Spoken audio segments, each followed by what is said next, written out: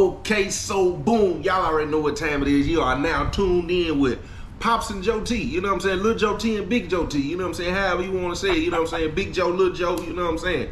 But we here. You know what I'm saying? Like father, like son, man. Pops, you want to speak to the people real quick before we get it started? Yeah, real quick. Hey, everybody, how you doing? I'm excited to be back again for another great episode with my son. You know, like you said, Big Joe T, Lil Joe T. But I'm going to let him run this thing and let's get it on, bro. Let's get it on.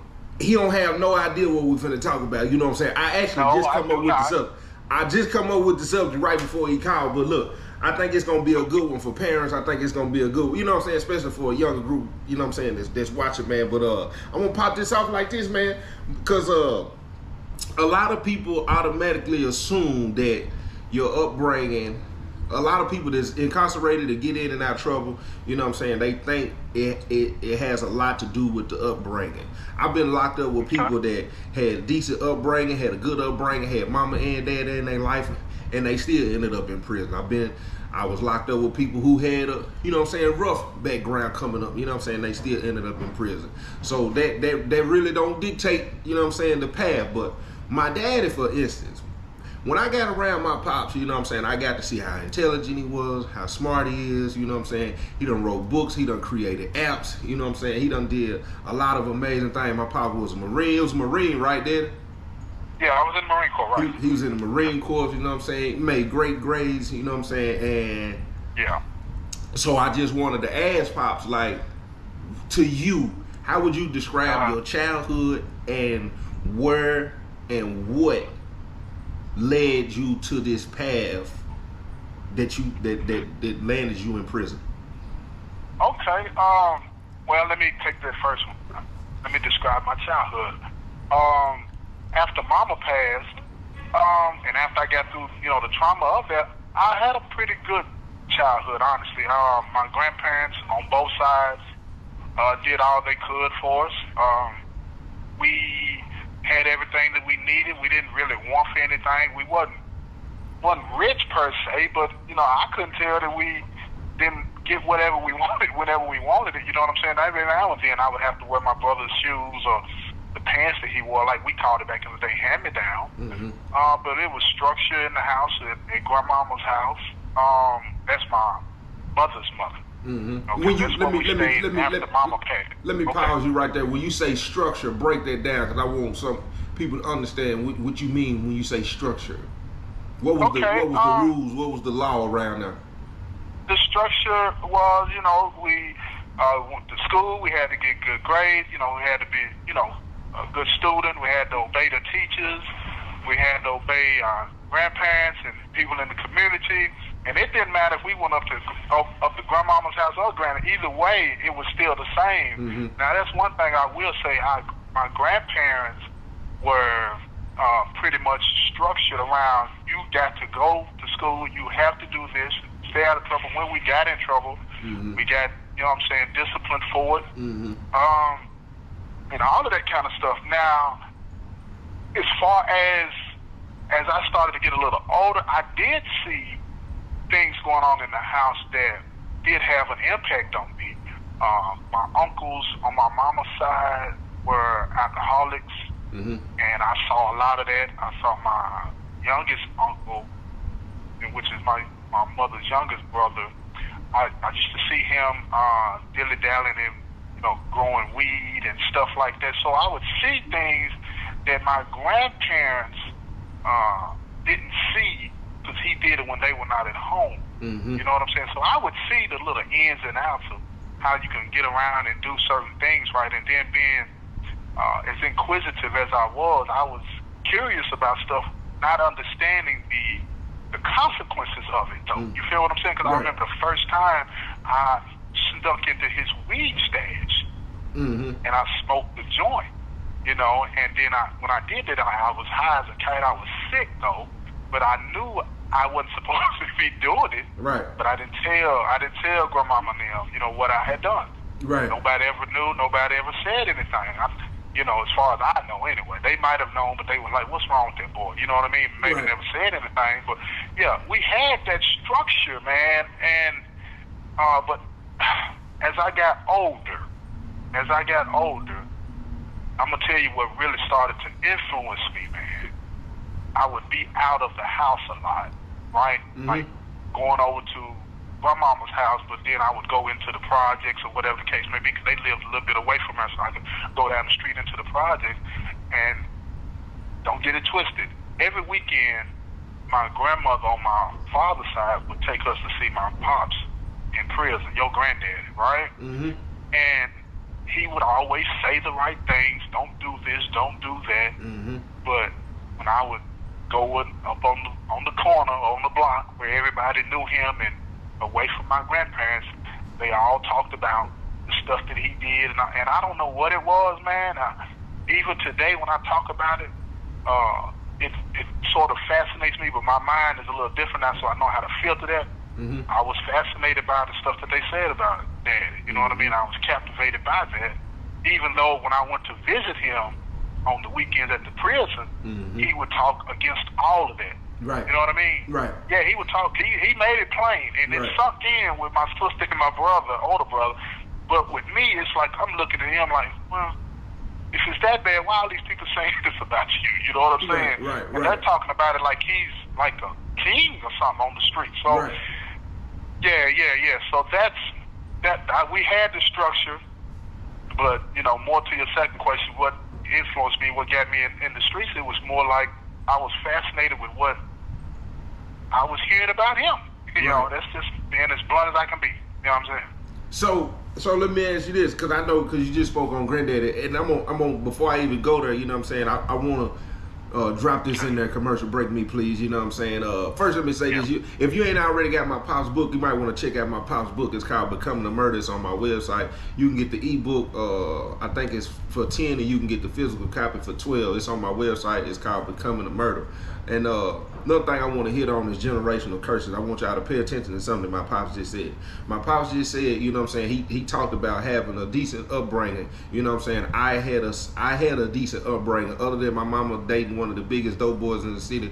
For the most part, you know what I'm saying, I had a decent if I look back at it, I can't say that I just grew up struggling, extremely poor, without nothing, being mistreated. You know what I'm saying? It was times where I disagreed with some of the ways that parenting was going on, but at the same time, I was around certain things that the parents said not to do, but they were involved in. And by the time I started noticing certain things that was going on, you know what I'm saying, that eventually had an influence on me.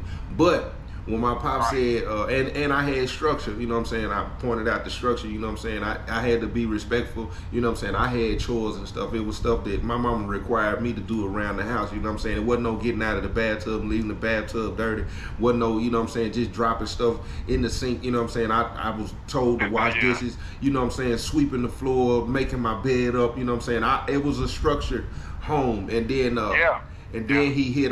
my pops hit on what had an influence on him. Of course, he said his uncles and stuff like that, and that stuff had an influence. Let me add one more thing to that real quick. You know, even though I love my uncles, all of them, and they didn't do these things in front of me to influence me.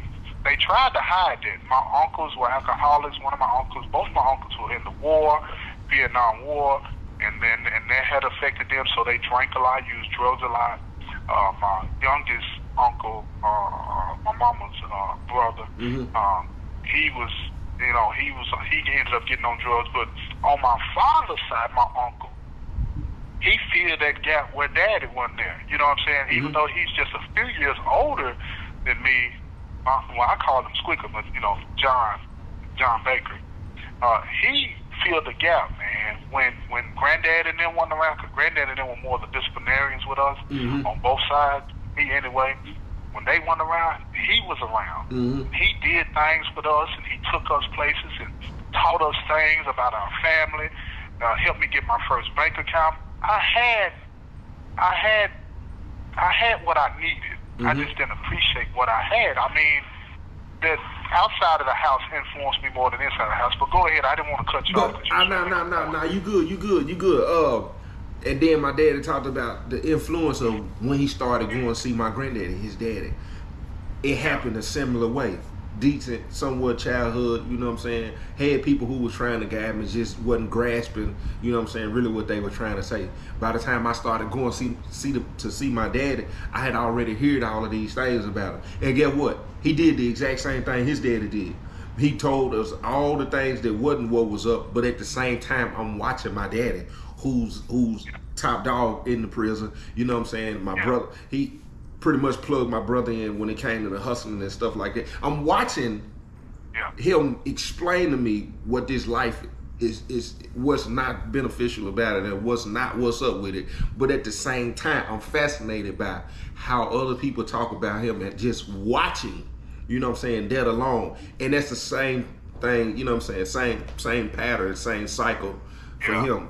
And I'm pretty sure it's the same thing with my daughter. I just so happened to was able to get out of prison, you know what I'm saying, Right. and show a different example before people probably kept feeding her that information and her looking at, my daddy was this and my daddy was that. I've been able to show her something different, but I just wanted to explain that. But go ahead, then.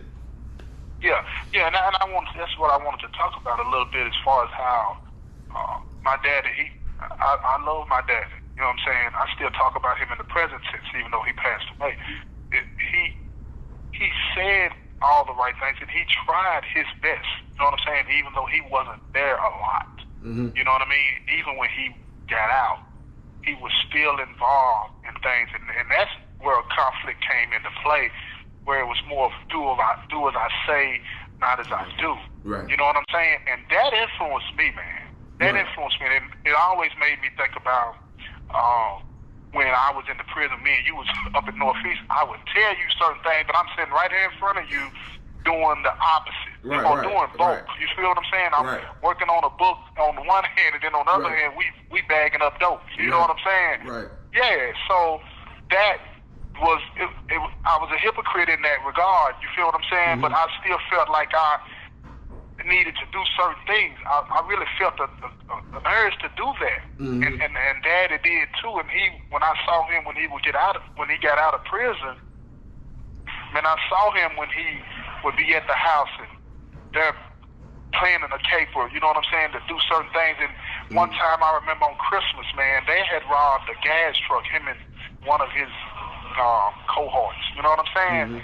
And when they came home, they had the money in paper bags, a whole lot of money in paper bags, right? They had sold the gas to somebody, and they were just pouring it over the top of me, and it was like, wow, what the heck is this, you know? Right. And then I helped them count it, but they was like, you keep all the ones. Yeah. And I'm saying, you know, in my mind, I understood what was happening, but I didn't understand how much that was going to pull on me. You feel what I'm saying? I didn't get that, man. And it triggered something in me to like, I want what he got. You know, that he's smiling all the time. I didn't see all the times when he was down and broke or the lick didn't go through. I didn't get to see all that. Most of the time, all I saw is he was up. Right. Other than when he was in prison, he was up. So, and yeah. But I remember one time us having a conversation about, you know, when everything transpired as far as your case and going and getting locked up and everybody finding out what was going on. I think it was on the news or whatever happened. Right. I remember you told me this several times that, like, not just the family was shocked, but everybody was shocked because it was like, you know what I'm saying, as far as our family, you know what I'm saying, what we represent, the whole town, what we come from, town. You know what I'm saying, the people knowing, you know what I'm saying, you wasn't raised this way, and to see what they saw, the shocker to everybody, you know what I'm saying, because what do you think everybody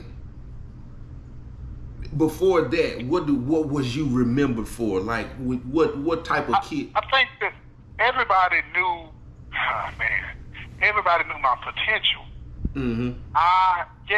Now, when I was like sneaking and doing stuff in the streets, only the people that was staying out of the house late or that was in the streets knew that. Now, I remember once when I was at school and some of the girls that involved in some of the sports or whatever, they were looking for some weed.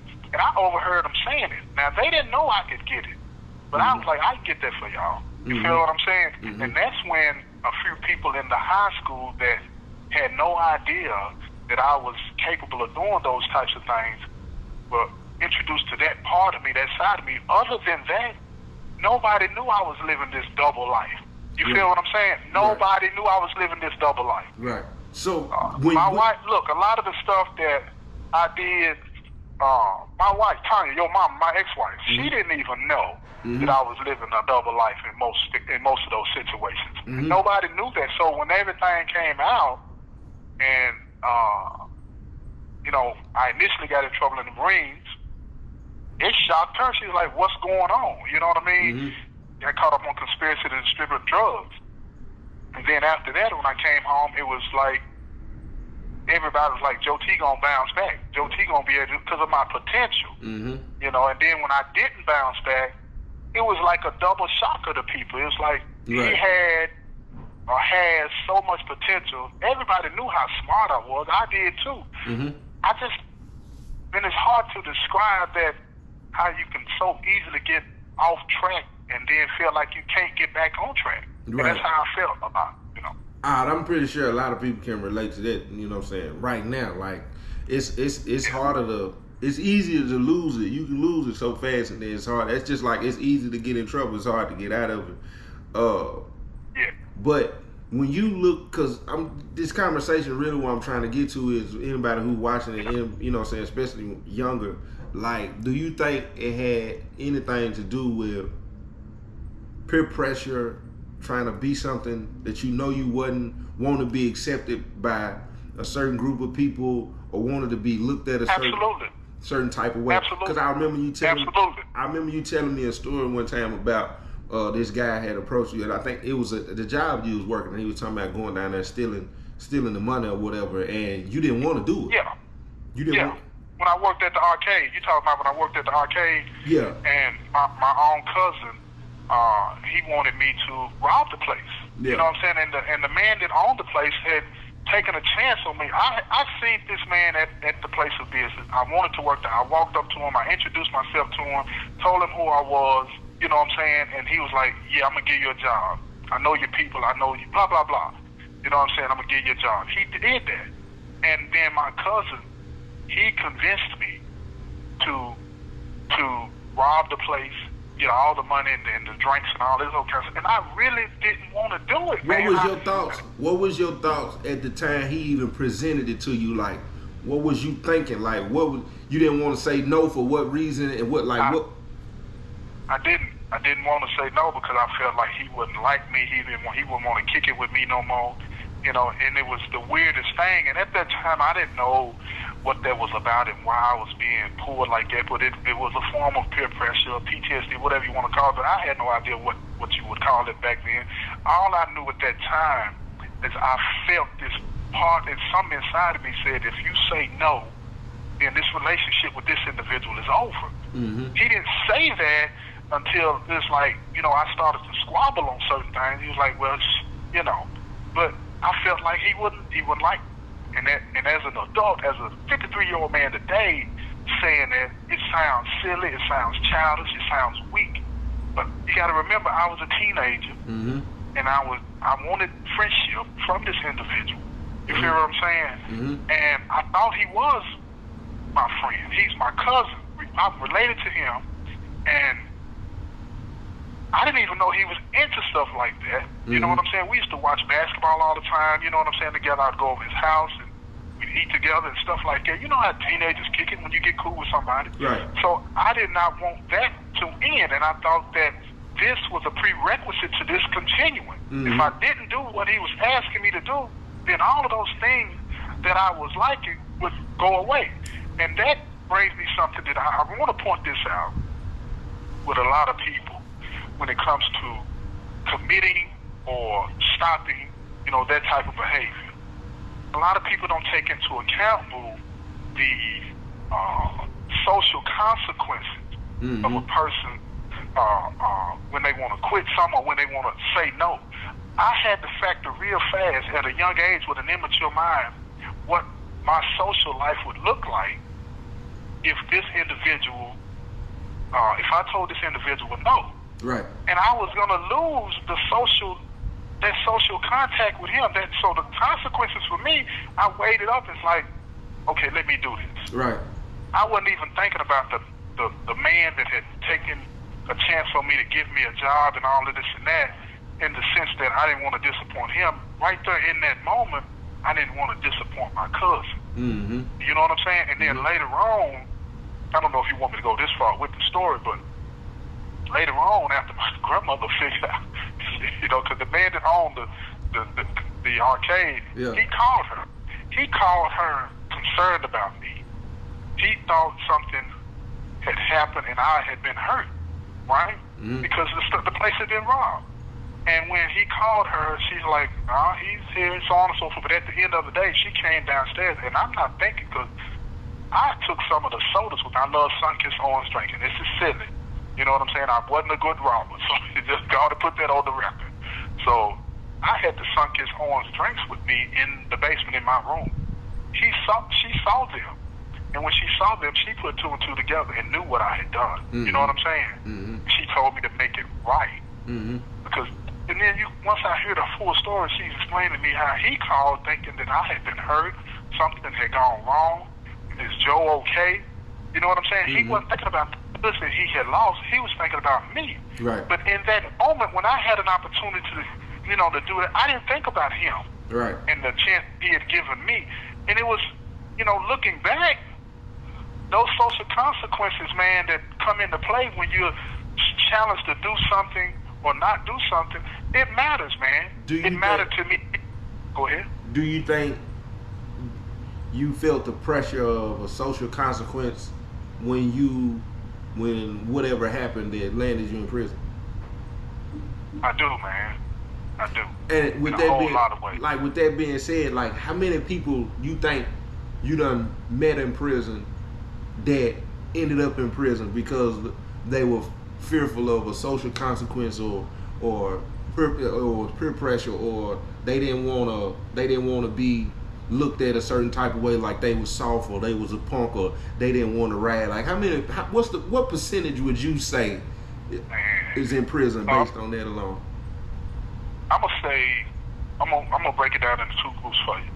As far as gang members, I'm gonna say 95% of them. 95% of them did it or joined, continue to do this because of social consequences. Brought themselves in here, but from that lifestyle, because of social consequences, they weighed up. As far as the general population, I'm still gonna say it's in the high 90s too, man. It matters. I know people don't want to hear that, but it matters when people start to thinking about what is my life gonna look like if I don't do this with these individuals. Because you create these social networks, boo. You create these social networks based on this particular behavior. And then all of a sudden, you're asked to do something that you know is outside of bounds. But if you don't do that, then you lose these social bonds that you created with these people. And you don't know what your life is going to look like on the other side of that. These are your friends in that moment, right? Right. So if you don't do this, and then who's going to be your friend? Right. Who you going to kick it with? You know what I'm saying? Who's got your back? You don't know what that looks like. That's a lonely place, man. How many people you think lost those same people, or those same people not riding with them or not around with them no more when they made that decision? They put them in the predicament that they in now behind closed doors. I mean, behind 100%. 100%. 100%. I do, man. 100%. And it's similar out here. Like the minute, like even when I came home, I know a lot of my homeboys was probably expecting me to get back into the life. But once they seen I had truly denounced that, and like, you have no influence on me, no peer pressure on me, I'm not worried about the social consequence anymore. The minute they understood that and started to say, yeah, I was looked at different. I was basically voted off the island in their mind, but I had to get off the island. I took myself off the island. You didn't vote me off, but they, even with that, you know what I'm saying, they try to make it like you're just not a part of something no more. Like I remember going around one time and they was having a conversation. One of my homeboys, really my best friend, you know what I'm saying, and he was like, man, y'all know he ain't on that no more. And the minute he said that, like, it kind of, I probably wasn't even home a year. it kind of struck me. But then I looked at it and I was like, you know, that was pretty dope right there. that he even recognized like that's the homework, but he ain't that no more. But the minute he said that, like everybody else kind of gave me the look like, he need to move around then. You know what I'm saying? Yeah. But you're not welcome no more. Yeah, you're not welcome no more. And it is what I've ended up on the better end of it. You know what I'm saying? To make a long story short of all of it, you be surprised how making that right decision actually gonna put you in a better position than everybody who's basically still going with the flow and not stepping into who they are and not worried about what's gonna come behind me stepping out and saying, that ain't what I want to do. That ain't what I want to do. But see, that decision takes courage. Yeah. And when I retired and walked away from that life, you feel me? Mm-hmm. I was scared to an extent, but I was really lonely for years. It took me a while to step into myself, as you say. Mm-hmm. You feel what I'm saying? And realize the potential, I already knew that was there, but I was applying it in the wrong way. Right. Now I had to be like, okay, I got to be all in on this right here. Mm-hmm. I've been saying this stuff for years, but I've been split-minded. Right. But now I got to be all in. You know what I mean? And once I stepped all in, and it wasn't easy without y'all helping everybody that helps me. You know what I'm saying? The people that support me, it would not. Hey man, I'm telling you, like I think you said something last week when we were talking.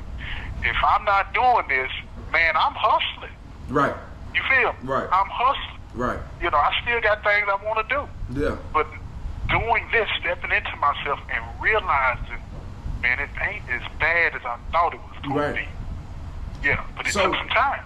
So, do you, like, when you think about it now, like, when it comes to you, because there's so many dudes out here who, you know what I'm saying, they want to be thugs, like they want to be gangsters, like they want to be hard, like they put on this image and act like this and act like that, and they really ain't even cut like that and not even realizing what they'd have put them into, you know what I'm saying? Yeah. But you don't think it had nothing to do with, like your upbringing didn't contribute, like your upbringing, it didn't contribute to you going to prison? No, not in the sense that people want to believe it does. No, I don't believe that. Not unless you come up in a household where everybody is gangbanging, everybody is, everybody. I'm talking about everybody. Grandmama, everybody is doing it. Then it can influence you. But for the most part, no, I do not. Right. No, because even even when it come to you, like, even though I feel like, that was intriguing to me, I feel like I still made a choice. I still made a choice because I was lost, but I was fascinated. It was a mirage. The mirage of it made me think something other than what it really is. You know what I'm saying? I was gassed up. You know what I'm saying? The spiritual realm, I would say it was the enemy. But at the end of the day, you have 1 minute remaining. Hit back right quick. Okay, I'm hit you right back. Okay, so boom, look, check this out. Hey, if you ain't already checked out my daddy podcast, man, go to his podcast. It's called Doing Time with Joe, man. I'm pretty sure you'll enjoy a lot of the conversations, you know what I'm saying, that me and him done had on there, and conversations he's had with other people, and the interviews that he do, you know what I'm saying, solo dolo. But you know what I'm saying, hey, I appreciate everybody that's been listening, that's been watching, you know what I'm saying, not only listen to my daddy and, you know what I'm saying, and me, but you know what I'm saying, also watching my stories and enjoying my stories and stuff, you know what I'm saying. If you ain't never been to the penitentiary, I advise you to never go to the penitentiary, but when you go to the penitentiary, it's what it's gonna sound like when you call home to your people. An inmate at Tennessee Department of Corrections, DeBerry Special Needs Facility. To accept this call, press 0. To refuse this call, your current balance is 19 cents. You got to put money on that phone too. This call is from a corrections facility and is subject to monitoring and recording. Thank you for using GTL. Yep. You have 1 minute remaining. You have 60 seconds remaining. I was going to get ready to wrap it up anyway real quick because I just promoted your podcast and stuff. Anything you want to say real quick? Yeah, let me say this real fast. Now, I know a lot of people, I don't want to dismiss anybody's experience because theirs is unique to them. But at the end of the day, it does come down to choice. And a lot of the things that I did decide to do was because partly I wanted my daddy's validation. I don't know why I thought that I needed it in that way, because he didn't want me to get it in that way. You know what I'm saying? Right. It was all about the way my brain was working. But other than that, man, I would like to say, man, thank you for this opportunity to do this show again. And I love you, man. And everybody out there continue to support me. I appreciate that and support my son. And I really do genuinely care and love all the support that I'm getting, man. Real talk. Man, love y'all, man. Love you too, Pop, man. You hit me back, man. You going to work? Yeah, I'm getting ready to go to work. Yeah, I'm gonna try to have it up. Thank you for using GTL. Y'all see how the phone? You see how the phone just cut off? Just don't go to jail. Just don't go to jail. Don't go to jail. Well, look, check this out. Check this out. Growing up, man, for some reason, a lot of people want to have it in their mind that I didn't have a mama, I didn't have a daddy. All that those most definitely. I'm not saying that they not valid. I'm not saying that they're not valid points. I'm not saying that they didn't have an effect on you. Not saying, you know what I'm saying? Not trying to just take that away from you. But a lot of times, like my pops just said, you know what I'm saying? It boils down to choice. You know what I'm saying? Because at any given time, when you start to understand what you're doing, maybe some of the reasons why you're doing it, whether some people do stuff because they, you know what I'm saying, the outcry or they crying out in whatever way, you know what I'm saying, it can simply boil down to you owning up to saying, I ain't doing that. That ain't what I want to do. And whatever come behind it, come behind it.